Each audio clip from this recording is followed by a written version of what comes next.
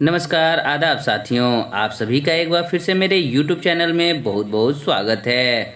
बुनियादी साक्षरता एवं संख्या ज्ञान मिशन कार्यक्रम अंतर्गत स्कूल रेडीनेस मॉड्यूल चहक के कार्यान्वयन हेतु संकुल स्तरीय 5 दिवसीय गैर आवासीय उन्मुखीकरण प्रशिक्षण का प्रथम बैच 23 से 27 अगस्त तक दिया जा चुका है। इसके पश्चात अब दूसरे बैच को प्रशिक्षण दिया जाएगा। चहक प्रशिक्षण से संबंधित 20 महत्वपूर्ण प्रश्नों का आंसर आज के हम इस वीडियो में जानेंगे, क्योंकि इन 20 प्रश्नों का हमेशा जरूरत पड़ेगा। इन 20 प्रश्नों को जानने से पहले अगर आपने मेरे चैनल को अभी तक सब्सक्राइब नहीं किया है तो सब्सक्राइब जरूर करें। साथ ही बेल आइकन को दबाना बिल्कुल ना भूलें, ताकि आने वाले हर एक वीडियो का आपको नोटिफिकेशन मिल सके।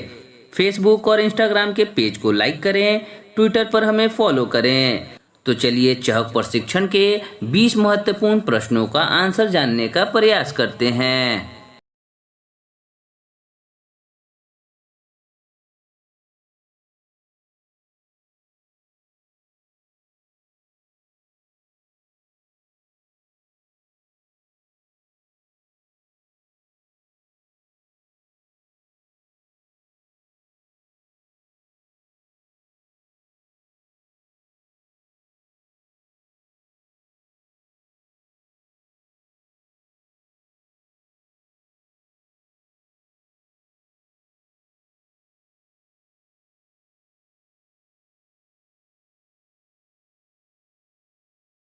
पहला प्रश्न है, एनईपी 2020 किसके विकास पर विशेष जोर देता है? इसके ऑप्शंस हैं, दुनिया में सबसे अच्छा स्कूली ढांचा बनाने के लिए 100% रोजगार मुहैया कराना, मुफ्त शिक्षा देने का प्रावधान, प्रत्येक व्यक्ति की रचनात्मक क्षमता पर जोर देना। तो इसका जो सटीक आंसर है वो है प्रत्येक व्यक्ति की रचनात्मक क्षमता पर जोर देना। दूसरा प्रश्न है, निपुण भारत योजना शिक्षा मंत्रालय द्वारा कब प्रारंभ की गई थी? ऑप्शन है 5 अप्रैल 2021, 5 जुलाई 2021, 5 मई 2021, उपरोक्त में से कोई नहीं। तो इसका जो सही और सटीक आंसर है वो है 5 जुलाई 2021। तीसरा प्रश्न है, निपुण भारत का पूरा नाम क्या है? तो इसका जो सही और सटीक आंसर है वो है national initiative for proficiency in reading with understanding and numeracy. कौन से वर्ष तक बुनियादी साक्षरता की संख्यात्मकता हासिल करने की लक्ष्य रखा गया है? ऑप्शन है 2023, 2025, 2026-27। तो इसका जो सटीक आंसर है वो है 2026-27 तक बुनियादी साक्षरता और संख्यात्मकता हासिल करने का लक्ष्य रखा गया है। पांचवा प्रश्न है, खाली स्थान भरें। निपुण भारत वर्ष 2026-27 कक्षा के अंत तक सभी बच्चे बुनियादी साक्षरता एवं संख्या ज्ञान के कौशल को प्राप्त कर लें। तो इसका जो सही और सटीक आंसर है वो है वर्ग 3 के सभी बच्चे बुनियादी साक्षरता एवं संख्या ज्ञान का लक्ष्य भारत सरकार ने 2026-27 तक रखा है। छठा प्रश्न है, निपुण भारत के संबंध में निम्नलिखित कथनों पर विचार करें। कथन एक सक्षम वातावरण का निर्माण करना ताकि प्रत्येक बच्चा 2026-27 तक ग्रेड 3 के अंत तक पढ़ने लिखने और अंकगणित में वांछित सीखने की क्षमता हासिल कर ले। कथन 2, इसे केंद्र प्रायोजित समग्र शिक्षा अभियान के तत्वाधान में शिक्षा और साक्षरता विभाग द्वारा लागू किया जाएगा। सही उत्तर का चुनाव कीजिए। तो इसका जो सटीक आंसर है वो कथन 1 और कथन 2 दोनों सही हैं। सातवां प्रश्न है, इनमें से कौन सा गणित पढ़ाने का एक तरीका नहीं है? ऑप्शन है बच्चों को मूर्त से अमूर्त की ओर ले जाना, बच्चों को अमूर्त से मूर्त की ओर ले जाना, बच्चों को सवाल जवाब के माध्यम से पढ़ाना, बच्चे के परिवेश से उदाहरण को कक्षा में शामिल करना। तो इसका जो सटीक आंसर होगा वो है बच्चों को अमूर्त से मूर्त की ओर ले जाना। अगला प्रश्न है, एफएलएन का पूरा नाम क्या है? तो एफएलएन का पूरा नाम फाउंडेशनल लिटरेसी एंड न्यूमरेसी है। 9वां प्रश्न है, इनमें से कौन सी कौशलताएं प्राथमिक कक्षाओं में नहीं पढ़ाई जाती हैं? ऑप्शन है पैटर्न की समझ, स्थानिक समझ, ऋणात्मक संख्याओं की संक्रियाएं, आंकड़ों का प्रबंधन। तो इसका जो सटीक आंसर होगा वो है ऋणात्मक संख्याओं की समझ।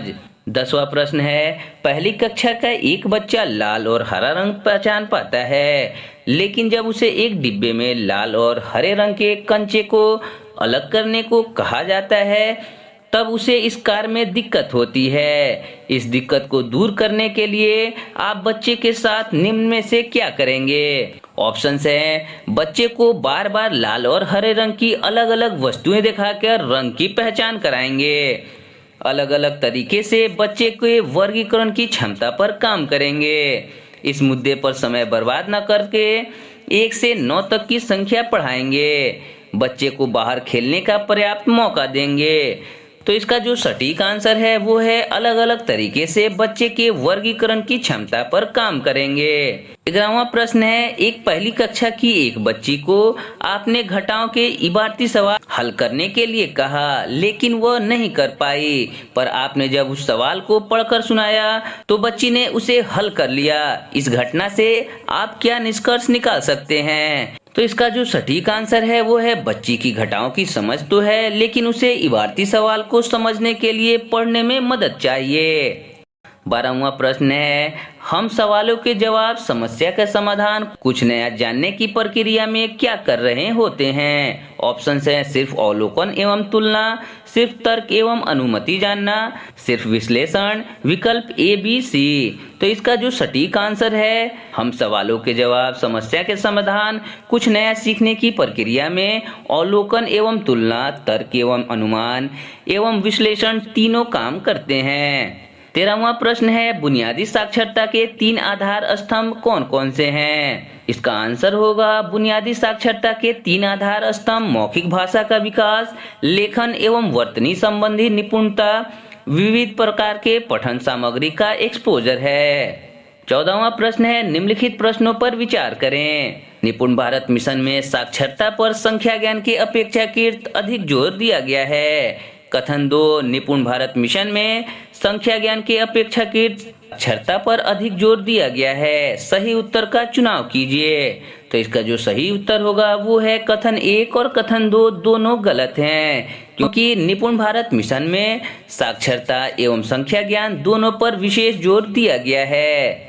14वां प्रश्न है, इनमें से कौन सा निपुण लक्ष्य सही है? तो इसका जो सटीक आंसर होगा वो है कक्षा 2 के बच्चे 45 से 60 शब्द अर्थ के साथ पढ़ें।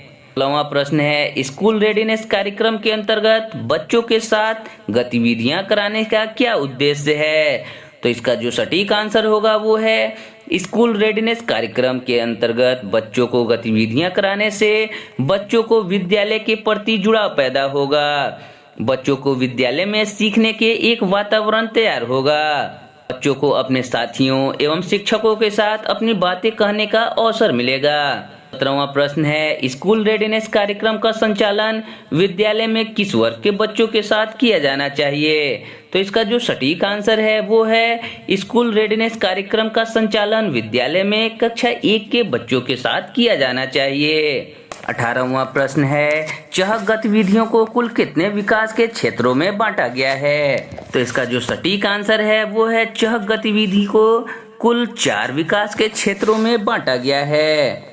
19वां प्रश्न है, चह गतिविधि को कौन कौन से विकास के क्षेत्रों में बांटा गया है? तो इसका आंसर होगा चह गतिविधि को शारीरिक विकास, भाषा विकास, संख्यात्मक विकास एवं पर्यावरणीय जागरूकता, सामाजिक एवं भावनात्मक विकास के क्षेत्रों में बांटा गया है। 20वां प्रश्न है, चहक किताब में कुल कितनी गतिविधियों का संकलन किया गया है? तो इसका जो सटीक आंसर है वो है चहक किताब में कुल 140 गतिविधियों का संकलन किया गया है।